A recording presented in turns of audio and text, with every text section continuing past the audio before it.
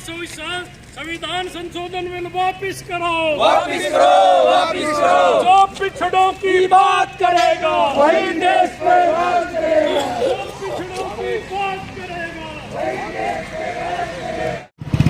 जी नेताजी, अभी आप अनाज मंडी में खड़े हो और यहाँ पर एक पुतला दहन किया गया है। आज का ही दिन क्यों चुना आपने?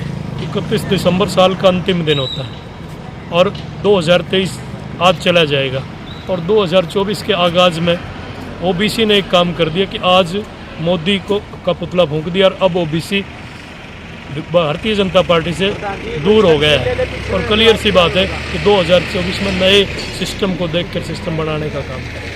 जी, किस प्रकार का नया सिस्टम बनाएंगे आप? इसमें कोई दो राय नहीं कि हमें 3 लोकसभा चाहिए अति पिछड़ों, 3 लोकसभा अति पिछड़ों को चाहिए और 25 विधानसभा चाहिए। हमारी 35% संख्या पीपीपी के अनुसार है, तो फिर संख्या बल के अनुसार है। मोदी जी पिछड़ों की बात करते हैं। मोदी जी ने हरियाणा के अंदर 3 एमपी जिताकर जो है ना लोकसभा में भेज रखे हैं हरियाणा से, तो पिछड़ों का तो बहुत ज़्यादा ध्यान करते हैं। आज पिछड़ा वर्ग की सबसे ज़्यादा कोई बात करता है तो मोदी जी करते हैं। मोदी जी झूठे पिछड़ा वर्ग के हैं।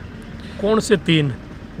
वो जो 35% में आते हैं, जब 35% संख्या वालों को कुछ नहीं और 3% जिनकी संख्या उनके चर्चे एमपी, ये तो हमारे ऊपर ही सीधा कुठारा गाते हैं। 35% में से आज अति पिछड़ों का आज तक एक भी कोई लोकसभा गया है तो आप बताएं। मोदी अगर कुछ करते तो फिर अति पिछड़ों के लिए करते, जिनकी 35% संख्या है, जिन्होंने मोदी को प्रधानमंत्री बनाने का काम करा, उनके साथ क्या हुआ? उनके साथ तो सीधा कुठारा गाते हैं।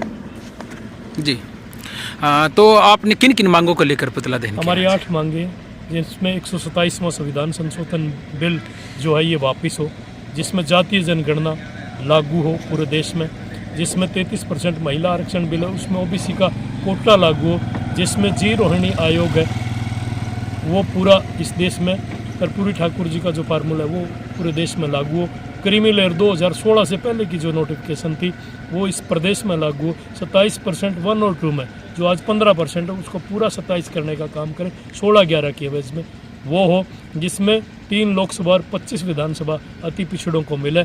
एडिड क्लास में जो नौकरियां हैं उनमें भी 16-11 की एवरेज में अति पिछड़ों का आरक्षण लागू हो। इन सभी विषयों को लेके 9 मुद्दों को लेके हमने आज एक झूठे ओबीसी का पुतला फूंकने का काम किया। जी नेताजी, क्या कार्यक्रम था आज का? आज 31 दिसंबर 2023 को हमने जो नरेंद्र मोदी का पुतला 60 फुट का फूंकने का जो प्रोग्राम रखा था, वो 60 फुट का पुतला हमने यहाँ अनाज मंडी में महम की धरती पर जलाने का काम किया है। ये आज का हमारा प्रोग्राम था और आज इस दिन को हमने चुना है। ये हम 2024 जो कल से शुरू हो रहे हैं, जो 2024 में अब लोकसभा का चुनाव आ रहे हैं, अब हम इन सरकारों को ये संदेश देना चाहते हैं कि 2023 के लास्ट दिन हमने आप लोगों का पुतला फूंक के, आप लोगों की पार्टी का पुतला फूंक के आप लोगों को अलविदा कह दिया है और 2024 में हम वेलकम किसका करने जा रहे हैं? सामाजिक न्याय करने वाले बहुजन समाज के जो लोग हैं, जिन्होंने बिहार की धरती पर जातिगत जनगणना करके, आर्थिक सर्वे करके सभी लोगों को समान संख्या अनुपात में जो हिस्सेदारी देने का काम किया है, अब हम 17 फरवरी को रोहतक की धरती पर उनका वेलकम करने जा रहे हैं। यदि संख्या के आधार पर बात करी जाए तो मोदी जी पूरे देश के अंदर सही अनुपात में न्याय कर रहे हैं ओबीसी के लिए, खासकर जैसे अभी जो 3 राज्यों में एक चुनाव जीत कर आए हैं तो वहाँ पर एक ओबीसी मुख्यमंत्री देने का काम किया गया है। और हरियाणा के अंदर भी 3 एमपी जैसे आप सब ने पता है कि दे रखे हैं, तो बड़ा ध्यान रखते हैं मोदी। हरियाणा के जो एमपी हैं वो नरेंद्र मोदी की कृपा पर नहीं है। वो जो एमपी जो पिछड़े वर्ग के जो बने हुए हैं, उनकी अपनी एक बेल्ट है, उनकी अपनी एक ताकत है। वो तो चाहे बीजेपी आए चाहे कांग्रेस आए, वो तो 3 एमपी बनते ही हैं और उनके 13, 14, 15 एमएलए भी बनते हैं। उन्होंने कुछ नहीं दिया है, उन्हें तो सिर्फ पार्टी बदली है और वो हैं। लेकिन मैं आपको कहना चाहता हूं कि जो अति पिछड़ा वर्ग के जो 35% हरियाणा में है, उन लोगों की संख्या प्रदेश में शायद 22% है, लेकिन 35% के जो अति पिछड़ा वर्ग के जो लोहार, खाती, धोबी, तेली, मनियार, नाई, प्रजापति जो समाज के जो लोग हैं, उनको इस किसी भी पार्टी ने आज तक कुछ भी नहीं दिया है। उन लोगों की हम बात कर रहे हैं, उन लोगों की हिस्सेदारी अब हमें प्रदेश और देश में चाहिए। और बिहार में नीतीश कुमार जी ने ये सर्वे करवाकर संख्या अनुपात में सबकी हिस्सेदारी देने का काम किया है, जो कि नरेंद्र मोदी ने नहीं किया। और जो मुख्यमंत्री जो ओबीसी की जो आप बात कर रहे हो, वो ओबीसी का मुख्यमंत्री नहीं है। आपने देखा होगा अभी 2-3 दिन पहले ओबीसी के ही एक आदमी पर जानलेवा हमला हुआ है, जिसके हाथ पैर तोड़ दिए गए हैं, लेकिन वो ओबीसी का मुख्यमंत्री नहीं है,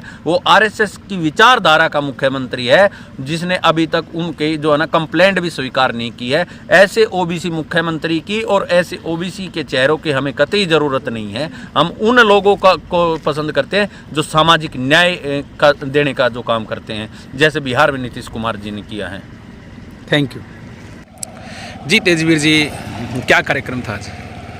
आज ये संकेत था उन तमाम शासक जातियों को था, खास करके कि जो आज़ादी से पहले भी हमारे को दबा के बैठी थी और आज़ादी के बाद भी जो हमारे को हक अधिकार नहीं देना चाहती, वो षड्यंत्र पर षड्यंत्र रच के हमारे को भविष्य में रोकने का काम कर रही है। लेकिन मैं आपके माध्यम से, आपके चैनल के माध्यम से देश के तमाम उन शासक जातियों तक भी एक जरूर बात भेजना चाहता हूँ कि अब हमारा कैडर लग करके हमारे लोग तैयार हो चुके हैं और हम उनसे बल्कि एक बाय रिक्वेस्ट ये कहते हैं कि एक तो इस लोकतंत्र को आप बचा रहे हैं, इस भारत के संविधान को बचा रहे हैं और इस देश के अंदर एकता और अखंडता के लिए सबको समता और सबको समान बराबर का अधिकार आप दें। अब इन जातियों को केवल आप शूद्र बना करके, कमज़ोर बना करके केवल इनमें लोकल धंधों फंसाए रखना चाहते हो, देश की सत्ता का माल अकेले खाना चाहते हो, सब कुछ ही, चाहे धन हो, धरती हो, सत्ता हो, सब कुछ आप ही लोग रखना चाहते हो, तो ये ना देश के लिए ठीक है ना समाज के लिए ठीक है। हम आपसे राजी खुशी ये चाहते हैं कि भी किसी अन्य आने वाले हमारी पीढ़ियों को ऐसा ना हो कि कोई गलत कदम उठाना पड़े।